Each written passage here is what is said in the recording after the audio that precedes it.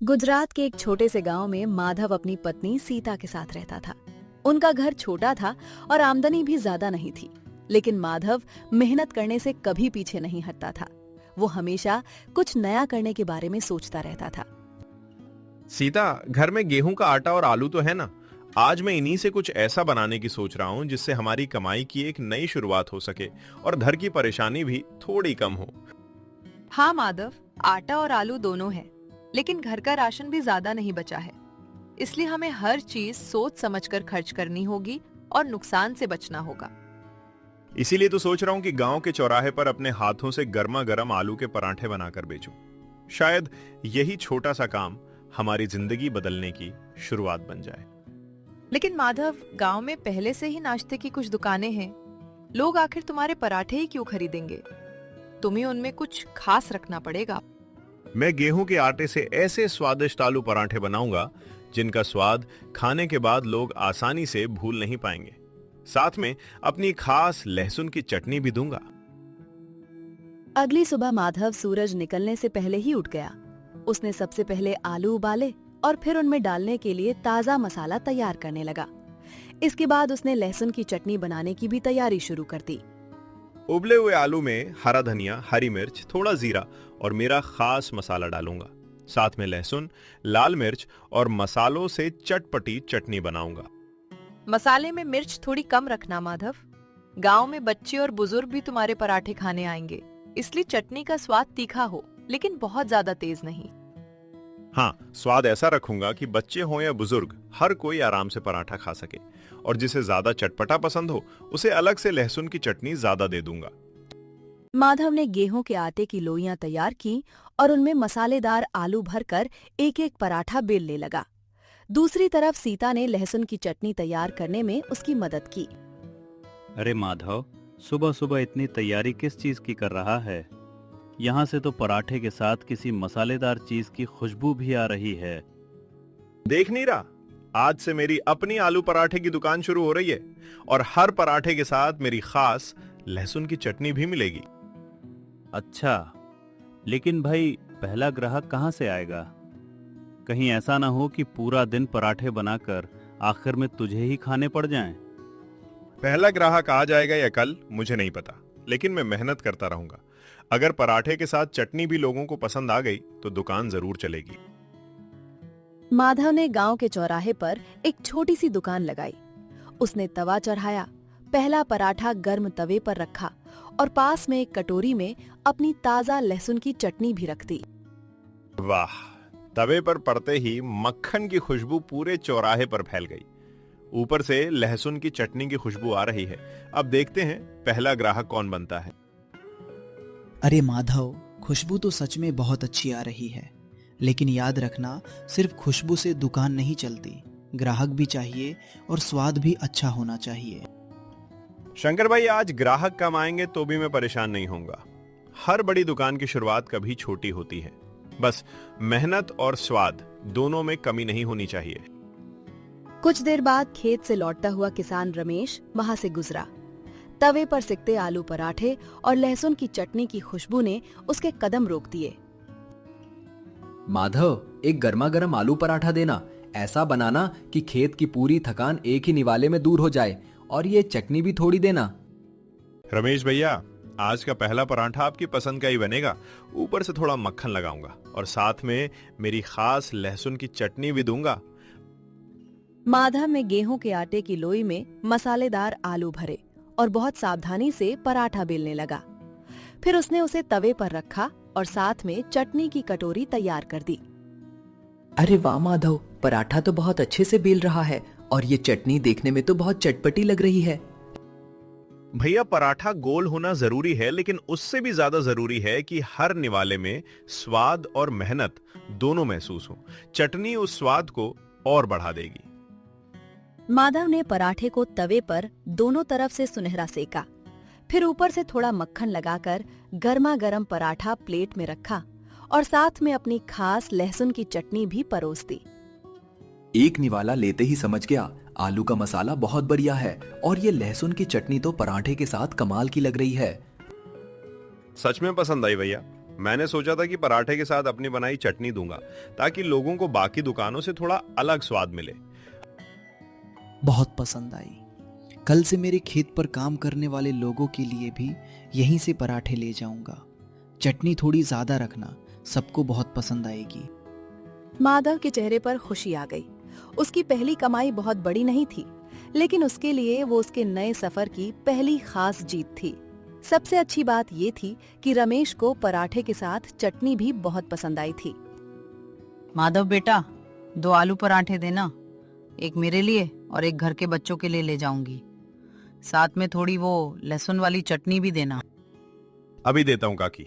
आपके पराठे में मिर्च कम रखूंगा और साथ में लहसुन की चटनी भी दूंगा। अगर ज्यादा पसंद आए तो और भी दे दूंगा। तुम्हें कैसे पता कि मुझे ज्यादा मिर्च पसंद नहीं है? लेकिन ये चटनी तो खुशबू से ही बहुत स्वादिष्ट लग रही है। काकी, ग्राहक सिर्फ पैसे देने वाला इंसान नहीं होता, उसकी पसंद याद रखना भी अच्छे दुकानदार की जिम्मेदारी है।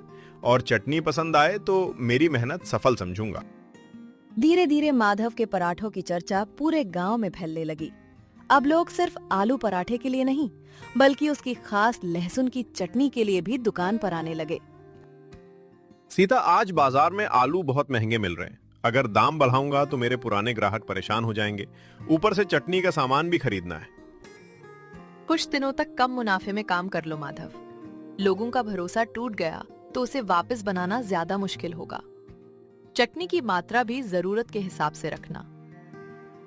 ठीक है, जब तक संभव होगा मैं पुराने दाम पर ही पराठे दूंगा। स्वाद, सफाई और चटनी की गुणवत्ता में कोई कमी नहीं आने दूंगा। माधव ने अपना मुनाफा थोड़ा कम कर दिया, लेकिन ग्राहकों के लिए पराठे की कीमत नहीं बढ़ाई। वो चाहता था कि लोग उसके स्वाद और भरोसे से जुड़े रहें। माधव, तू इतना कम कमा रहा है, कहीं ऐसा न हो कि मेहनत तो पूरी हो और महीने के अंत में हाथ में कुछ बचे ही नहीं। शंकर भाई, शुरुआत में कम कमाई चलेगी। अगर लोगों का भरोसा और पसंद दोनों जीत गया तो आगे कमाई के रास्ते भी जरूर खुलेंगे। कुछ दिनों बाद गांव में एक बड़ा मेला लगने वाला था। माधव ने सोचा कि मेले में अपने पराठे और खास लहसुन की चटनी बेचकर वो दुकान के लिए कुछ पैसे बचा सकता है। माधव, मेले में तो बहुत सारी खाने की दुकानें होंगी। तू इतनी भीड़ में अपनी छोटी दुकान को लोगों तक कैसे पहुंचाएगा? मैं दूसरों से मुकाबला नहीं करूंगा। मैं अपने स्वाद, सफाई और अच्छे व्यवहार से लोगों का दिल जीतूंगा। मेरी चटनी भी मेरी खास पहचान बनेगी। मेले वाले दिन माधव सुबह से ही तैयारी में लग गया। उसने ताजे आलू, गेहूं का आटा, हरा धनिया, मसाले, मक्खन, अचार और अपनी खास लहसुन की चटनी सब तैयार कर ली। भैया, आपके आलू पराठे की खुशबू तो दूर से ही आ रही है।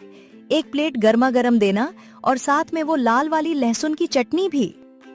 जरूर बहा, अभी तवे से उतार कर दूंगा। गरम पराठे के साथ ताजी लहसुन की चटनी आपको और भी मजेदार स्वाद देगी। माधव लगातार पराठे बनाता रहा। उसके हाथ थकने लगे थे, लेकिन ग्राहकों को पराठे और चटनी खाते देखकर उसके चेहरे की मुस्कान बनी रही। तुम्हारी दुकान पर इतनी भीड़ क्यों है? बाकी दुकानों पर तो लोग कम दिखाई दे रहे हैं, लेकिन यहाँ पराठे और चटनी दोनों के लिए लोग लाइन में खड़े हैं। शायद इसलिए कि मैं सिर्फ खाना नहीं बेचता। मैं हर ग्राहक को ऐसा स्वाद और व्यवहार देना चाहता हूँ जिसे वो घर जाकर भी याद करे। तुम्हारे पराठे में कुछ खास बात है। अगर मैं तुम्हें शहर में मौका दूं, तो क्या तुम वहां भी अपना काम करने के लिए तैयार हो? शहर में? मैंने तो कभी सोचा भी नहीं था कि मेरे गांव के साधारण आलू पराठे और लहसुन की चटनी शहर तक पहुंच सकती है। मैं शहर में एक बड़ा खाने का कार्यक्रम करने वाला हूं। मुझे लगता है तुम्हारे आलू पराठे और चटनी वहां लोगों को बहुत पसंद आएंगे। मौका बहुत अच्छा है, लेकिन मैं तुरंत फैसला नहीं करना चाहता। पहले अपनी पत्नी से बात करूंगा और फिर आपको सोच समझकर जवाब दूंगा। विक्रम के जाने के बाद माधव के मन में एक सवाल घूमने लगा। क्या उसे शहर जाना चाहिए या अपने गांव में ही काम को आगे बढ़ाना चाहिए? उसे अपने लोगों को भी साथ रखना था। अगर शहर जाने से तुम्हारे काम को बड़ा मौका मिल सकता है तो तुम्हें उस मौके को जरूर आजमाना चाहिए, लेकिन गांव को भी अपनी सफलता में शामिल रखना। लेकिन इस दुकान को खड़ा करने में पूरे गांव के लोगों ने मेरा साथ दिया है। मैं इसे छोड़कर सिर्फ अपने बारे में नहीं सोच सकता। दुकान छोड़ने की बात किसने कही?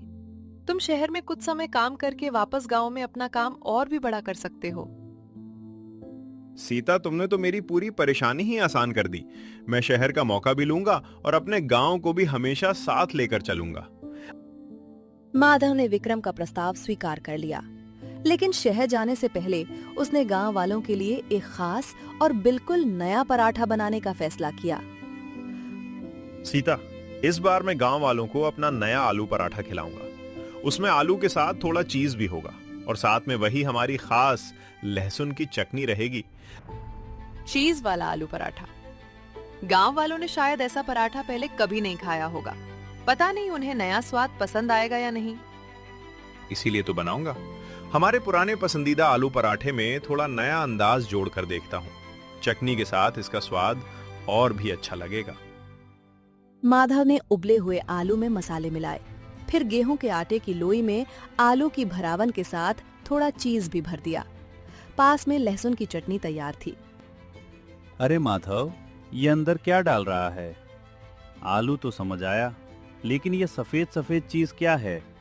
और चटनी भी पहले से तैयार है। ये चीजें दोस्त, आज गांव वालों को मेरा खास चीज आलू पराठा खिलाने वाला हूँ। साथ में हमारी लहसुन की चटनी भी होगी ताकि स्वाद और बढ़ जाए। बस ध्यान रखना, नया स्वाद देखकर लोग मजाक ना बनाने लगें। आखिर गांव में हर कोई नई चीज जल्दी स्वीकार नहीं करता। अगर किसी को पसंद नहीं आया तो मैं मान लूंगा कि मेरा प्रयोग सफल नहीं हुआ, लेकिन बिना कोशिश किए कुछ नया पता कैसे चलेगा?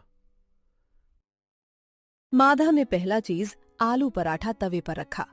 जैसे ही पराठा सिकने लगा, मक्खन और पिघलते चीज की खुशबू पूरे चौराहे पर फैल गई। साथ में लहसुन की चटनी की खुशबू भी लोगों को अपनी तरफ खींचने लगी। माधव, आज फिर कौन सा नया कमाल कर रहा है? खुशबू तो पहले से भी ज्यादा अच्छी और अलग लग रही है। चटनी की खुशबू भी साफ आ रही है। आज आप सबको मेरे हाथ का खास चीज आलू पराठा खिलाऊंगा। पहले खाइए और फिर खुलकर बताइए कि आपको नया स्वाद और लहसुन की चटनी कैसी लगी। अच्छा, तो आज हमारे लिए नया पराठा बना है। मुझे भी एक जरूर खिलाना। बच्चों के लिए भी बाद में ले जाऊंगी, उनके साथ चटनी भी देना। माधव ने सभी गांव वालों के लिए गर्मा गर्म चीज आलू पराठे बनाए। उसने हर प्लेट के साथ दही, अचार और अपनी खास लहसुन की चटनी रखी ताकि लोग नए पराठे को पूरे स्वाद के साथ खा सकें। माधव बेटा, पहले मुझे खिलाओ। उम्र जरूर हो गई है, लेकिन नए स्वाद को चखने का शौक अभी भी मेरे अंदर बाकी है। चटनी भी थोड़ी ज्यादा देना। काका, आपका पराठा सबसे पहले तैयार है। आराम से खाइए और बिल्कुल सच सच बताइए कि आपको पराठा और लहसुन की चटनी दोनों का स्वाद कैसा लगा। वाह बेटा, आलू का स्वाद तो वही अपना है, लेकिन चीज ने इसे बिल्कुल नया और मजेदार बना दिया है। और ये लहसुन की चटनी तो कमाल की है। इसके बिना पराठा अधूरा लग रहा है। मुझे भी बहुत पसंद आया। चीज वाला पराठा तो स्वादिष्ट है ही, लेकिन ये लहसुन की चटनी उसके साथ और भी ज्यादा अच्छी लग रही है। अब तो मैं अपने खेत के लोगों के लिए भी यही लेकर जाऊंगा। सच कहूं माधव, बच्चों को तो ये पराठा बहुत पसंद आएगा। इसके अंदर चीज देखकर वे खुश होंगे और ऊपर से चटपटी लहसुन की चटनी भी उन्हें बहुत पसंद आएगी। माधव, लगता है तेरा नया प्रयोग सफल हो गया। अब तो चीज आलू पराठा और लहसुन की चटनी तेरी दुकान की खास पहचान बन सकते हैं। ये सुनकर मुझे बहुत खुशी हुई, लेकिन मैं इन्हें तभी अपनी दुकान की खास पहचान बनाऊंगा जब गांव के लोग इन्हें सच में पसंद करते रहें और हर बार खुशी से यहाँ वापस आएं। उस दिन गांव के लगभग हर परिवार ने चीज आलू पराठा चखा। लोगों ने पराठे के साथ लहसुन की चटनी भी खूब पसंद की और कई लोगों ने दोबारा चटनी मांगी। अब माधव की दुकान पर आने वाले ग्राहकों की संख्या पहले से ज्यादा हो गई थी। माधव, मानना पड़ेगा, पहले तू सिर्फ आलू पराठा बेचता था, अब तू नए स्वाद भी पैदा करने लगा है और तेरी लहसुन की चटनी तो अलग ही पहचान बन गई है। शंकर भाई, मेरा मानना है कि मेहनत के साथ सीखते रहना भी जरूरी है। तभी छोटा काम धीरे धीरे बड़ा और मजबूत बनता है और ग्राहकों की पसंद समझना भी उतना ही जरूरी है। चीज आलू पराठे और लहसुन की चटनी की चर्चा आसपास के गांवों तक पहुंच गई। अगले ही सप्ताह माधव की दुकान पर दूर के गांव से भी लोग आने लगे और दुकान पर सुबह से ही भीड़ दिखाई देने लगी। माधव, आज तो बाहर के गांव से भी लोग आए हैं। कुछ लोग तो सिर्फ तुम्हारी लहसुन की चटनी के बारे में पूछ रहे थे। लगता है अब इसकी भी अलग पहचान बन गई है। ये सब आप लोगों के प्यार और भरोसे की वजह से। अगर पहला ग्राहक मेरा साथ नहीं देता तो मैं यहां तक कभी नहीं पहुंच पाता। मेरी चटनी और पराठे दोनों को आपने ही पहचान दी है। माधव ने अपनी कमाई का कुछ हिस्सा बचाकर दुकान को और साफ सुथरा बनाया। उसने गांव के 2 युवाओं को भी काम पर रख लिया ताकि बढ़ती भीड़ को संभाला जा सके और उन्हें भी रोजगार मिल सके। माधव, अब तो तेरी दुकान पर काम करने वाले लोग भी हैं। सच में कुछ सालों में तेरी जिंदगी पूरी तरह बदल गई और गांव के लोगों को भी काम मिला। हाँ दोस्त, लेकिन मैं उस दिन को कभी नहीं भूलूंगा जब पहली बार अकेला तवा लेकर चौराहे पर बैठा था और मुझे पता भी नहीं था कि कोई ग्राहक आएगा या नहीं। उस दिन सिर्फ उम्मीद थी। उस दिन तुम्हारे पास ज्यादा पैसे नहीं थे, लेकिन तुम्हारे पास मेहनत, भरोसा और अपने काम को आगे बढ़ाने का जुनून जरूर था। यही तुम्हारी असली ताकत थी और आज भी वही है। और तुम्हारा साथ भी था सीता। तुम्हारे बिना मैं शायद पहला पराठा बेचने की हिम्मत भी नहीं कर पाता और अपनी लहसुन की चटनी का प्रयोग भी नहीं करता। विक्रम भी कुछ समय बाद गांव आया और उसने माधव की बढ़ती दुकान देखी। अब वो पहले से भी ज्यादा प्रभावित था, क्योंकि साधारण दुकान एक बड़ी पहचान बन चुकी थी और गांव के कई लोगों को इससे रोजगार मिल रहा था। माधव, अब मुझे समझ आया कि तुम्हारे पराठों की असली ताकत सिर्फ स्वाद नहीं, बल्कि तुम्हारी सोच, मेहनत और लोगों के प्रति सम्मान है। तुम्हारी लहसुन की चटनी भी कमाल की है। मेहनत से शुरू किया गया छोटा काम भी एक दिन बड़ा बन सकता है। बस हमें अपने काम पर भरोसा, ग्राहकों के लिए सम्मान और अपने लोगों के लिए दिल में जगह रखनी चाहिए। और इस तरह गांव के चौराहे पर एक छोटे से तवे से शुरू हुई माधव की कहानी पूरे गांव की सफलता बन गई। साधारण आलू पराठे और लहसुन की चटनी से शुरू हुआ सफर खास चीज आलू पराठे तक पहुंचा।